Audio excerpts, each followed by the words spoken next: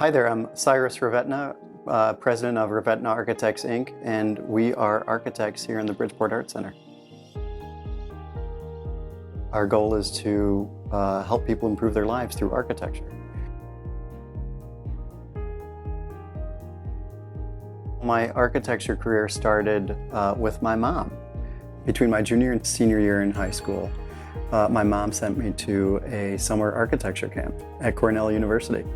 Most kids went to baseball camp or to football camp, but my mom sent me to architecture camp.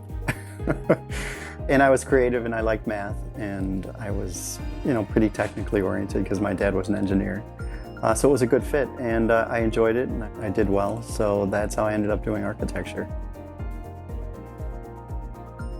After graduating from college, always had it in my mind that I would start my own architecture practice. So I worked for a couple of years for a couple different architects.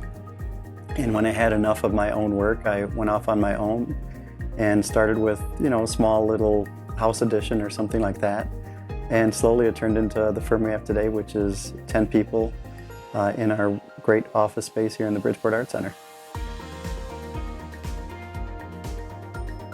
The biggest reward in architecture, I would say, after we spent sometimes months, sometimes years on a project, that final opening when the client moves into the building and everything comes together.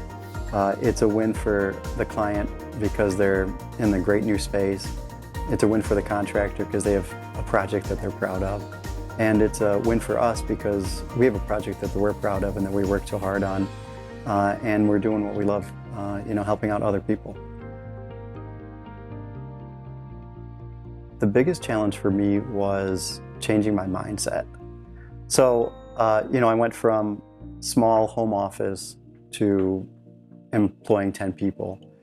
And I did that by changing my mindset of what architecture was. I was sort of taught in school that architecture is either you focus on just design and you're a great designer and you run a terrible business, or you ignore design and you just have a really great business. And to me, the big change was when I changed my mindset and I realized you could do both.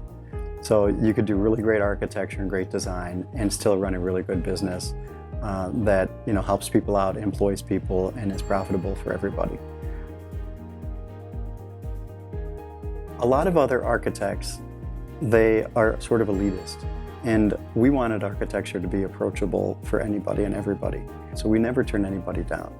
Even if it's a tiny porch or a tiny basement or somebody just needs a quick permit because they have some city violations or something like that, we wanted to be approachable to anybody and everybody.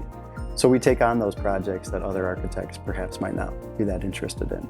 And we see it as a service, helping people out and helping build communities. Another thing is that we're just great at what we do.